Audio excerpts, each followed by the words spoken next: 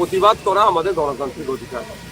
প্রতিবাদ করতে হবে, অন্যায় হলে সে প্রতিবাদ হবেই, কিন্তু প্রতিবাদটা যেন গণতন্ত্রের মধ্যে আবদ্ধ থাকে, ডেমোক্রেটিক হতে পারে। আজকে তো ওখানে কারফিউ জারি করা হয়েছে। দেখুন 163 জারি করবেন, সেটা রাইট আছে, জারি করতেই পারে, কিন্তু প্রশ্ন থেকে যাচ্ছে যে 1890 সালে যে মসজিদটি তৈরি হয়েছে, তারপর এয়ারপোর্ট হয়েছে 1924-এ। এই কথাটার আমি ঘোর বিরোধী যে এয়ারপোর্ট প্রিমিসেসের মধ্যে মসজিদ, বরঞ্চ মসজিদের প্রিমিসেসে এয়ারপোর্ট এসে গেল, এই কথাটা বলা দরকার। তবে হ্যাঁ, অনেক কটা বিষয় থাকছে, নিরাপত্তার বিষয় থাকছে, থার্ড লেন তৈরি করা, রানওয়ে তৈরি করার বিষয় থাকছে, এবং মুসলিমদের ধর্মীয় উপাসনাকে রক্ষারও একটা প্রশ্ন থেকে যাচ্ছে। যখন এই এতগুলো গুরুত্বপূর্ণ বিষয় যখন থেকে যাচ্ছে, সেটা নিয়ে হুটহাট মন্তব্য না করে আমার রাজ্যের মুখ্যমন্ত্রীর কাছে আমি আবেদন এটাই করব যে এয়ারপোর্ট অথরিটি, মসজিদ committee, civil society, Islamic scholar যারা আছে তাদেরকে নিয়ে বসুন। আমার বিশ্বাস এটা একটা সুন্দর ওয়ে আউট হবে। কারণ তখন বুদ্ধবাবুর আমল ছিলেন, সেন্ট্রাল অ্যাভিয়েশন মিনিস্টার তখন বিজেপির আন্ডারে ছিল, তারা এসেছিলেন এখানে, তারা আলোচনা করেছেন, বেশ কিছু কি নোটও ছিল, সেই নোটটাও তোলা হোক। তখন কি কি বিষয়টা নিয়ে আলোচনা চর্চা হয়েছিল সেগুলো দেখলে অনেক দেখা যাবে। অহেতুক এটাকে নিয়ে, এই মসজিদটাকে কেন্দ্র করে বিশৃঙ্খলা তৈরি হোক বা বাজে পারসেপশন তৈরি হোক, এটা আমি চাই না। এর জন্য একটা গোল টেবিলের খুবই প্রয়োজন আছে। সেটা হচ্ছে যে আমরা দেখলাম মদন মিত্র কোনো শিবির বদল করলেন, আজকে শোনা যাচ্ছে তাপস তারা দিয়ে যাবেন, মনীষ গুপ্তের নামও শোনা যাচ্ছে, কি বলবেন? দেখুন, তৃণমূল যে পাপগুলো করেছে, অবশ্যই মমতা ব্যানার্জিকে একটা বড় অংশে পাপ দিতেই হবে মাথায়, কারণ তিনি দলের সর্বোচ্চ নেত্রী ছিলেন। তার আমলে অন্যায়গুলো হচ্ছিল, তিনি মুখ বুঝে সহ্য করেছেন, এই পাপের ফলগুলো এগুলো হচ্ছে।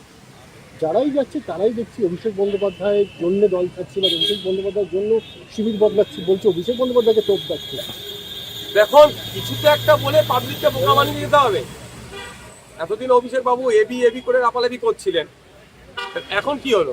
এখন অভিষেক বাবু বলুন বা মমতা ব্যানার্জি বলুন বা তৃণমূল কংগ্রেসের যে থেকে যে মধু পাওয়ার, সেটা নাই, মধুর হাড়ি শেষ হয়ে গেছে।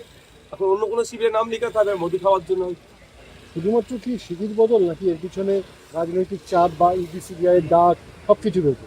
দেখুন, এগুলো তো থেকেই যাচ্ছে। কেউ কিছু অন্যায় করে বসে আছে বা আগামী দিনে কারোর যে লক্ষ্য আছে সেগুলো হয়তো পূরণ করবে। ব্যক্তি স্বার্থ চরিতার্থের জন্য এই কাজগুলো করছে। তবে এতটুকু বলবো, যারাই শিবির বদলাচ্ছে তারা তাদের লোকাল এলাকায় যাচ্ছে না কেন? যারা ভোট দিয়ে নির্বাচিত করেছেন তারাও একটু তাদেরকে দেখতে চাইছে, যাচ্ছে না কেন?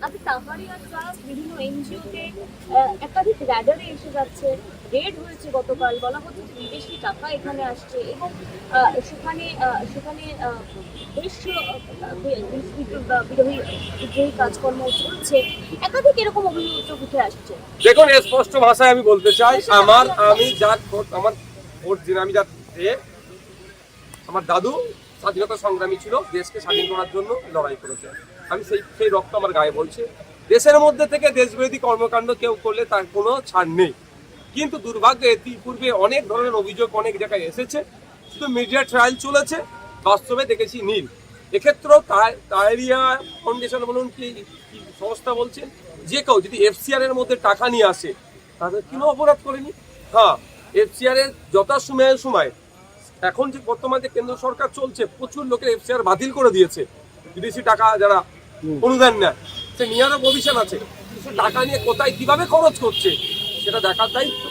তদন্ত যদি অন্যায় করে থাকে একটাও না ছাড় পায়, তবে হ্যাঁ, আমার অনুরোধ এটাই, উইদিন 6 মান্থ তদন্ত প্রক্রিয়া শেষ হোক। তাহলে ইডি, সিবিআই, এনআইএ সব নিচ্ছে, তদন্ত কচ্ছপের গতিতে চললে হবে না। উইদিন 6 মান্থ অন্যায় করলে রাস্তায় ফাঁসি দিয়ে যাবে, এমন দৃষ্টান্ত তৈরি করতে হবে, দেশে থেকে দেশের গাদ্দারি কেউ করার সাহস হবে না।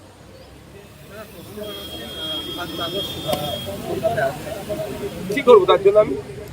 আমি কি করবো তার জন্য? শোনো, একটা কথা বলি, বিজেপি তার প্রমিসগুলো যেগুলো করেছে ফেলিওর, উন্নয়নের ডাঙ্গা বাজাচ্ছে, ফেলিওর 3 মাসে সেরকম ভাবে কিছু করাতে পারেনি। ফলে এই উন্নয়নের ডাঙ্গা বাজাতে গেলেই এমন কথা বলো, তখন দিলীপ বাবুকে দিয়ে বলা হবে, তো তখন সুমিত বাবু সেটাতে আবার মলম লাগাবে। এই করে মুসলিমদের বিরুদ্ধে 4টে গরম কথা বলো, এটাকে উন্নয়ন বলে চালাবে। মুসলিম সিংকে ওই জন্যই নিয়ে আসা হচ্ছে। আমি কেন বলবো? সংখ্যাগুরু গরিষ্ঠ সমাজের মানুষকে প্রশ্ন করুন, যে তসলিমা নাসরিন পশ্চিমবাংলায় আসছে, যে প্রতিনিয়ত আপনার প্রতিবেশী সংখ্যালঘুদের ওপরে নিয়ে বাজে মন্তব্য করে, আপনি কেমন ভাবে দেখছেন? আমাকে কেন প্রশ্ন করবেন? আমি তো স্বাভাবিকভাবেই বলবো এটা ভালো না, এটা বলাবেন আমাকে দিয়ে, কিন্তু আমি ওটা বলবো না।